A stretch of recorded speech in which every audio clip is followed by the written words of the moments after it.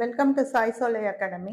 இன்னைக்கு வீடியோவில் என்ன பார்க்க போகிறோன்னு பார்த்தீங்கன்னா, வாட் இஸ் பர்ஃபெக்ஷனிசம். அதோட மீனிங் என்னன்னு பார்த்தீங்கன்னா, ரொம்ப முழுமையாக, ஒரு பூரணமாக, சரியான முறையாக அப்படின்னு சொல்லலாம்.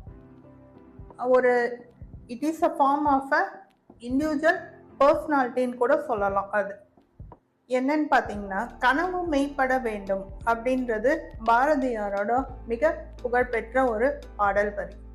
இங்கே நிறைய பேர் அவங்களோட கனவை நோக்கி ஓடிட்டு இருக்காங்க. அது ஒரு கரியராக இருக்கலாம், நீங்கள் செய்கிற ஒரு சின்ன ஜாபாக இருக்கலாம், நீங்கள் செய்கிற ஒரு சின்ன பிஸ்னஸாக இருக்கலாம். ஏதோ ஒரு கோல் உங்களுக்கு கிடைக்கணுன்றதுக்காக நீங்கள் செய்கிற சின்ன சின்ன முயற்சிகளாக இருக்கலாம். எது வேணா இருக்கலாம். நீங்கள் ஸ்டூடெண்ட்டாக இருக்கலாம், எதர் நீங்கள் ஒர்க்கிங்காக இருக்கலாம், யாராக வேணா இருக்கலாம். ஸோ அப்போ அது ரொம்ப ரொம்ப எப்போதும் பிழை இல்லாமல் மிக மிக உயரிய தரத்தில் அந்த வேலையை செஞ்சு முடிக்கணும்னு நினைக்கிறது. இது கேட்குறப்ப ரொம்ப இன்ட்ரெஸ்டாக இருக்கும், ரொம்ப நல்லா இருக்கும். ரொம்ப பர்ஃபெக்டாக வேலை பார்க்குறவங்கள பார்க்குறப்ப ஆச்சரியமாக கூட இருக்கும். அது எல்லாமே சரியாக போகிறப்ப அது உங்களை முன்னேற்ற பாதையை நோக்கி கொண்டு சென்றுட்டு இருக்கும். அதில் ஒரு மாற்று கருத்துமே கிடையாது. அது தவறாக மாறுறப்ப அந்த அந்த பர்சனாலிட்டி என்ன ஆகும்னு பார்த்தீங்கன்னா, அது ஒரு மன அழுத்தத்தை உண்டு பண்ணும். சரி, ஏன் அவங்க அந்த மாதிரி யோசிக்கிறாங்க அப்படின்னு பார்த்தீங்கன்னா, அவங்க மிஸ்டேக்ஸ் எல்லாம் கூட என்ன பண்ணுவாங்க, ஃபெயிலியர்ஸாக மட்டும்தான் பார்ப்பாங்க. அது நம்ம அடுத்த ஸ்டெப்பு முன்னேறி போகிறதுக்கு ஒரு லேர்னிங் ஆப்பர்ச்சுனிட்டி அப்படின்றதா தான் எடுத்துக்கணும். ஆனால் அதையும் அவங்க ஃபெயிலியராக தான் பார்ப்பாங்க. அவங்களோட செல்ஃப் ஒர்த் என்னன்னு பார்த்தீங்கன்னா, ஒவ்வொரு தடவையும் அவங்க பெர்ஃபார்மன்ஸ் என்னவோ அதை வச்சு தான் அவங்களோட செல்ஃப் ஒர்த்தை டிசைட் பண்ணுவாங்க. அதாவது சுய மதிப்பீடு, அதை வச்சு தான் அவங்க முடிவு பண்ணுவாங்க. ஸோ இதுதான் அந்த பர்ஃபெக்ஷனிசம். அதை விட கோர் ஃபியூச்சர்ஸ். இதில் 3 விதமாக சொல்கிறாங்க. ஒரு சிலர் என்னன்னு பார்த்தீங்கன்னா, ஃபஸ்ட்டு டைப் 3 டைப் சொல்கிறாங்க. Self orient. செல்ஃப் ஓரியன்ட் என்னன்னா, ஒருத்தர் அவங்களே அவங்களோட கோல்ஸுக்காக என்ன பண்ணுறது, எக்ஸசிவாக ஒரு ஹை ஸ்டாண்டர்ட்ஸை தனக்குத்தானே ஃபிக்ஸ் பண்ணுறது. அதை நோக்கி அவங்க அதை அடுத்த ஸ்டெப்ஸ் என்னன்றதையும் பண்ணுவாங்க. அது செல்ஃப் ஓரியன்ட். நீங்கள் செல்ஃப் ஓரியன்டாக இருக்கிறப்ப என்ன பண்ணுவீங்க, உங்கள் வேலைகளை நீங்களே பார்த்துக்கிட்டே இருப்பீங்க. அடுத்த கேட்டகரி என்னன்னு பார்த்தீங்கன்னா, அதர்ஸ் ஓரியன்ட். அதாவது என்னன்னா, நீங்கள் பர்ஃபெக்டாகவும் இருப்பீங்க and expecting others to be perfect. For example, நீங்கள் ஒரு கம்பெனியில் எங்கேயாவது ஒர்க் பண்ணுறீங்கன்னா, உங்களோட ஹையர் அஃபிஷியல் அந்த மாதிரி ஒரு பர்ஃபெக்ஷனிஸ்டாக அந்த மாதிரி இருக்கிறாங்கன்னு பார்த்தீங்கன்னா, அதனால் என்ன ஆகும் பார்த்தீங்கன்னா, நிறைய பேருக்கு அந்த அவங்களோட அந்த பர்ஃபெக்ஷனிசம் என்ன ஆகும், நிறைய பேருக்கு அஃபெக்ட் ஆகும். எல்லாருமே ஒர்க் பர்ஃபெக்டாக பண்ணணுன்றது தான் பண்ணுறது. பட் ஒரு சிலர் என்ன பண்ணுவாங்க, ரொம்ப ரொம்ப வெரி அக்யூரசி, ப்ரிசிஷன் பாயிண்ட் அந்த மாதிரி அதிலே தான் இருப்பாங்க. அவங்களால அதுலேருந்து வெளிவர முடியாது. இதை நிறைய பேரால் அந்த மாதிரி அந்த பர்ஃபெக்ஷன் கேடருக்கு கோப் பண்ண முடியாது.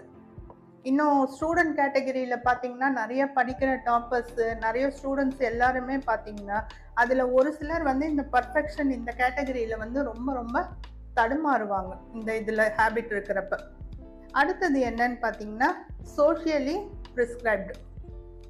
அதாவது என்னன்னா, இவங்க பர்ஃபெக்டாக இருக்கிறது இல்லாமல் எப்பயுமே அவங்களுக்கு ஒரு இல்யூஷன் தாட் நம்ம தப்பு பண்ணிடுவோமோ, நம்ம எப்பயுமே கரெக்டாக இருப்போம், நம்ம பர்ஃபெக்டாக தான் இருக்கணும்னு மீதி பேர் எதிர்பார்க்குறாங்க அப்படின்ற எண்ணம். அப்போ என்ன ஆகும், எல்லார்கிட்டையுமே யாரிடமும் பிழை இல்லாமல் நடந்து கொள்வது அப்படின்றது ரொம்ப ரொம்ப கஷ்டமான விஷயம், யாராலையும் முடியாது.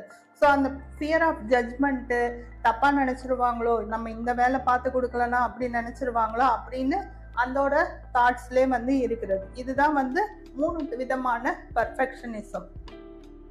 Effects of perfectionism. இது என்ன ஆகும் பார்த்தீங்கன்னா, நம்ம ரொம்ப ரொம்ப அதிகமான சிந்தனை மாதிரி தான், ஓவர் திங்கிங் பற்றி போன வீடியோவில் பேசியிருப்போம். அதே மாதிரி தான் இதுவும் மென்டல் ஹெல்த் ரிஸ்க் தான். நமக்கு ஒரு ஈட்டிங் டிஸார்டர் இருக்கலாம், எக்ஸாம் சமயம் ஏதோ ஒரு பதட்டமான சூழ்நிலையில் நம்ம சிந்தனைகள் சரியாக இல்லாதப்ப என்ன பண்ணுவோம், நம்ம நார்மலாக இல்லாமல் இன்னும் நிறையா கூட ஜங்க் ஃபுட்ஸோ ஏதோ ஒன்று சாப்பிடுவோம். மைண்ட் வந்து குழப்பமான மனநிலையில் இருக்கும். நமக்கு என்ன ஆகும், அந்த திரும்ப திரும்ப வந்து நம்ம வந்து இதுக்கு முன்னாடி ஒரு ஸ்டெப் எடுத்தோமே அது ஃபெயிலியர் ஆயிடுச்சுன்ற எண்ணங்கள் மட்டும்தான் நமக்குள்ள வந்து மேலோங்கி இருக்கும். சுற்றி என்ன நடக்குது, என்ன பேசிகிட்டு இருக்காங்க, நம்ம வீட்டில் இருந்தாலுமே அந்த எண்ணங்கள் இல்லாமல் என்ன ஆகும், நம்ம மட்டுமே ஒரு ஜேர்னி போகிற மாதிரியே வந்து ஒரு மென்டல் டிசபிலிட்டி மாதிரி நம்ம வந்து அந்த ஃபெயிலியர் ஆனதுலேருந்து எப்படி வெளியே வரணும்னு அதை பற்றியே நம்ம வந்து யோசிச்சுட்டு இருக்கிறது.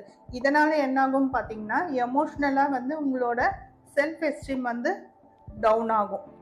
திரும்ப அந்த செல்ஃப் எஸ்டீம் டவுன் ஆகுறப்ப என்ன ஆகும், எப்பயுமே ஒரு பயத்தோட நம்ம வந்து அடுத்த தடவை அந்த ஃபெயிலியரை வந்து ஃபேஸ் பண்ணிடக்கூடாது, வந்துடக்கூடாது அப்படின்ற ஒரு ஃபியரோடே வந்து நம்ம வந்து இருந்துட்டு இருக்கிறது. இதுதான் வந்து அடுத்து எமோஷ்னல் இம்பேக்ட். அடுத்து ஃபிசிக்கல் இம்பேக்ட் என்னன்னு பார்த்தீங்கன்னா, ஸ்லீப் இஷ்யூஸ் ஆர் த ஹெட்ஏக்ஸ் சொல்கிறாங்க. அடுத்தது பார்த்தீங்கன்னா social impact, difficulty collaborating with people.